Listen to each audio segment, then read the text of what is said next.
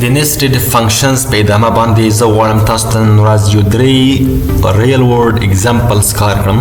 په تېره ویډیو کې وخت نه و، نو په دې ویډیو کې موږ تاسو درې نور ریل ورډ اگزامپلز کاروو ترڅو موږ تاسو هغه پروجیکټ ایډیا پیدا شي او مخته ولاړ شو. نو دغه ویډیو تر اخره پورې وګورئ، موږ تاسو به ډېر نادره اگزامپلز کار کړو دلته. صحیح ده؟ تاسو له ځان سره پریکټیس به هم وکړئ. لومړی داسې ده چې موږ تاسو کله چې نمپای ته لاړ شو، نمپای یوه پایتون لایبرري ده د ډیټا ساینس او ماشین لرنینګ لپاره. هلته ټول محاسبې کېږي په اعدادو باندې. صحیح ده؟ موږ تاسو هلته ډیټا انالایز کولی شو، مطلب مو تاسو مطلب د هغې کله چې ماکسیمم ویلیو پیدا کوي، زیاته ډیټا له تاسو سره د مینیمم پیدا کوي، همداسې نور کارونه پې کوي، نو مو تاسو هلته کار کولی شو. خو اوس زه تاسو ته دلته ستاسو لاجیک جوړوم په nested function کې. صحیح ده چې تاسو نور هم په nested function باندې نور هم پوه شئ. ګورئ، مو تاسو یوه فنکشن لرو. صحیح ده؟ یو فنکشن مو تاسو لرو diff analyze په نوم باندې. صحیح ده؟ analyze data په نوم باندې. صحیح ده؟ analyze data دلته موږ څخه ډیټا غواړي. انالایز ډیټا څنګه ځکه لکه موږ به ډیټا ورکړو، ښه ډېره ډیټا ورکړو ترڅو دغه ډیټا انالایز کړو. چې انالایز کې دغه فنکشن په داخل کې باید ډېر کارونه ترسره وي. یو کار باید دغه وي چې موږ ته باید فایند ماکسیمم ویډیو چې کومه ده هغه باید موږ ته پیدا شي. صحیح ده؟ دلته زه ورته وایم چې ما دقت ریټرن کوه ماکس بلټن فنکشن لکه سم یا اوریج چې وه په ډول سره. صحیح ده؟ نو دلته اوس ما ته ماکسیمم دغه ډیټا ماکسیمم ویډیو څخه لکه موږ تاسو ته پیدا کیږي. صحیح ده؟ د دغه ډیټا ماکسیمم ویډیو پیدا کیږي. زه دا رنلاند کړم په دې ډول سره. صحیح ده؟ ماکسیمم ویډیو پیدا کوي دا یوه. او بل زه ورته وایم چې موږ ته فایند کړه چې مینیمم ویډیو هم موږ ته څه رقم پیدا کوي، ریټرن کړه مین فنکشن ده. په دې کې ورته وایم چې ډیټا دغه ډیټا کومه چې دلته ده دا ډیټا مې ورکړې ده، د دې ماکسیمم ویډیو ریټرن کوي موږ ته دا فنکشن، او دا هم موږ ته چې کومه ویډیو ریټرن کوي هغه مینیمم. دلته زه ورته وایم چې ما ته پرنټ کړه څه شی، ما ته پرنټ کړه ماکس راته پرنټ کړه، او دلته راته ووایه چې فایند ماکسیمم. دلته به خامخا ګورئ، تاسو باید خامخا دلته پرانتیس ورکړئ د فنکشن سره، بیا تاسو فنکشن کار نه کوي. او دلته زه ورته وایم چې لایک مینیمم چې کومه ده هغه ده فایند مینیمم. په دې ډول سره دا کار هم وشو. اوس راځو انالایز ډیټا ته ډیټا ورچوو. ډیټا څنګه ورچوو؟ دا ډیټا ورچوو.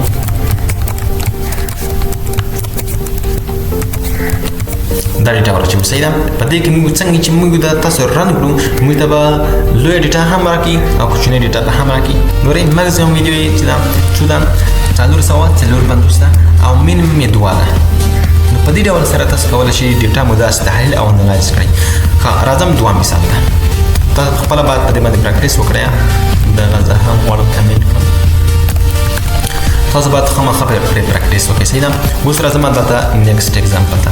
په دې کې موږ تاسو والیډیشن لرو، یوزر والیډیشن. مطلب کله چې موږ تاسو لاګین سیستم کې یعنی یوزر چې د یوزر نیم ورکوي که نه، کله چې دغه ته 3 کرکټر کم شو، یعنی 3 کرکټر علي یو 3 کرکټر دی، یو کرکټر ا ده، بي او مطلب آی دغه آی چې د 3 کرکټر دی. خو ګوره تاسو هیڅ وخت نوم 2 کرکټر نه دی لیدلی که نه، دا یو غلط نوم دی.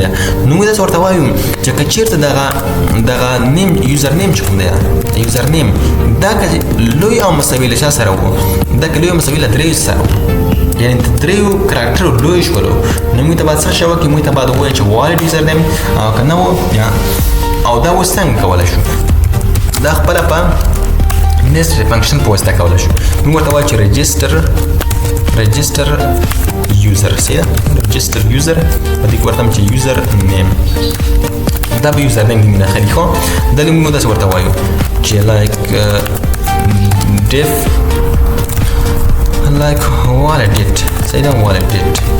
نو په validate فنکشن کې موږ تاسو یو کار کوو، ورته وایم چې ریټرن کړه ګوره یوزر نیم که چېرته لوی او مساوي له 4 سره و، له 3 سره و، خو دا موږ ته غلطي راکړي.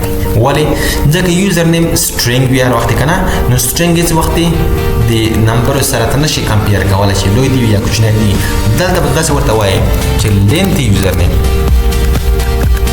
length یوزر نیم هر وخت تاسو په یاد ولرئ صحیح ده length یوزر نیم که length یوزر نیم length د ښایي چې 3 دی 4 دی 6 دی 8 دی 100 دی صحیح ده دا ښایي چیرته length یوزر نیم لوی مساوي له څه سره و له 3 سره و نو موږ ته به څه شی وکړي دا اوس دغه validate function کار کوي صحیح ده دا موږ ته دا return کوي اوس بیا موږ ته وایي چې if validate یعنی validate function کار وکړو صحیح شوی return یې کړل دغه صحیح شول یعنی رښتیا هم یوزر نیم لوی دور نو موږ ته به پرنټ کوي څه شی موږ ته به داسې پرنټ کوي چې valid user name صحیح ده valid user name خو else print invalid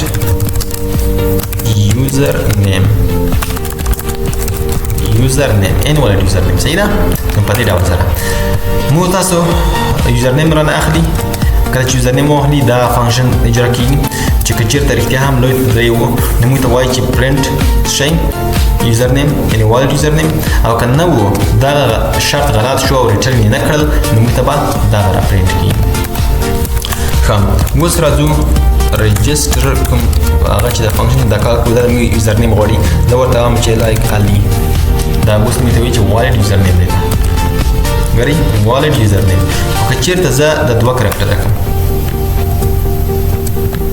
invalid یوزر نیم دا invalid یوزر نیم دی ځکه د دوه کرکټر دی نو دا په دې ډول سره تاسو کولی شئ validation در سره کړئ بل پانډاس ته ورته یو مثال دی پانډاس یو بل لایبرري ده په پایتان کې صحیح ده دې په تور سره موږ کولای شو چې ډیټا تحلیل او انالایز کړو او سمه ډیټا مطلب ډیټا ساينس لپاره ډیټا کلینینګ لپاره کله چې موږ ډیټا کلینینګ کوو هغه کې پانډاس کارو پانډاس ته زه اوس نه ځم پانډاس ته ان شاء الله تعالی موږ تاسو وروسته ځو کله چې موږ تاسو دا کورس ډیر مخته بوتلو پایتان خلاص شو دغه څخه ورته موږ تاسو په دې باندې کار کوو ترڅو موږ تاسو ډیټا ساينس او ماشين لرنینګ ته د غفلت خبره ورکړی دلته موږ تاسو یو مثال لرو سټوډنټ ریپورت دا صحیح ده نو دا ریپورت دی د سټوډنټو په دې کې موږ څخه مارکس اخلي زیات نمرې اخلي صحیح ده نو په دوی کې موږ ته وایي چې تاسو باید د ټول نمرو ټوټل پیدا کړئ ټوټل پیدا کړئ او پرسنټیج پته یو شاګرد دی هغه راځي موږ تاسو ته سیستم ورته جوړ کړی دی چې ته د خپل نمرې انټر کا مطلب پلان په ریاضي کې مې 90 وړي په پایتان کې مې 100 وړي په پلان کې مې په اپریټینګ سیستم کې مې دروش مطلب د ریاضي په دروشتي وړي هم د نورې دا ټول باید جمع شي او د پرسنټیج باید پیدا شي دا رقم سیستم څنګه جوړول شو په میسټر فانکشن کې داسې کول شو موږ د یو فانکشن دروسه دا ډیفاین کوو د student شي report په نوم باندې دلته باید موږ څخه مارکس واخلي یوزر ته مارک خلی مين نمرې انټر کړئ صحیح ده دلته زه اوس ورته چې ډیټ ټوټل په نوم باندې یو فانکشن ده صحیح ده دا کله مطلب چې موږ تاسو مارک ورکړل د دغه فانکشن په داخل کې باید څومره کارونه ترسره شي دا کار باید ترسره شي موږ ته باید ریټرن کړي د sum of marks ګر تاسو بس د sum فانکشن سره بلد و چې موږ ته مجموعه د یو اعدادو ښیي صحیح ده او بله د percentage په نوم باندې یو بله فانکشن ده په دې کې زه تاسو ته وایم چې د فانکشن باندې موږ تاسو څه وکړي موږ تاسو ته باید ریټرن کړي sum of marks او بعد دا په تقسیم کې په څه باندې په length marks په دغه length marks سره صحیح ده په length شي marks سره ښه په دې ځای کې ګوره یو فانکشن اصله کار دغه دی چې یو فانکشن مو یو تاسو بټن وایو که نه کله چې بټن ووایي د دې ترڅ ډېر زیات کارونه اجرا شي نو هغه کارونه دی نه دغه نورې فانکشنز دي او داسې نور کارونه دي هغه ترسره کېږي اوس راځو موږ تاسو همدغه فانکشن داسې موږ وایو چې پرنټ کوم ته څه شی پرنټ کا موږ ته داسې پرنټ کړه چې مطلب ټوټل مارکس چې کوم دي هغه راته په ټوټل فانکشن ماته د لیکلو صحیح ده په دې کې او دنه وروسته موږ تاسو دلته وایو چې percentage of what of دا percentage موږ ورته خلو percentage فانکشن دلته کالو کله چې دلته کال شو نو مطلب کله چې موږ تاسو سټوډنټ ریپورت کې د شاګردانو مارکس انټر کړو د وای ډیپارټ یعنی په ډیر یعنی په کم وخت او په ډیر زیات اندازه سره مطلب هغه ته ټول کارونه ترسره کړي څنګه مطلب ټوټل به خپل موږ ته اجرا شي پکې او پرسنټیج موږ ته خپل راولي وزل تر ځو د خپل چې سټوډنټ ریپورت ده په دې کې موږ مارک خلی ما درته وویل چې زه دا رقم نشم ورکولی ځکه چې ما ته یو پارامتر ورکړی نو دلته ته مجبور یې لیست اخلي د لیست څنګه اخلي تاسو باید تیره ویډیو وګورئ په لیست کې اوس دلې ورته وایم چې 90 نمرې مې په دې کې وړي شپږ شپېته په دوه کې اته اتیا په دې کې نهه نوي په دې کې نوي په دوه کې او مطلب دا ټول مضامین دي صحیح ده مضامین دي دا یو دوه درې څلور پنځه شپږ مضامین دي په شپږ مضامین کې ما دا نمرې وړي اوس زه غواړم چې دغه ټوټل پیدا کړم ټولې باید جمع شي څو نمرې دي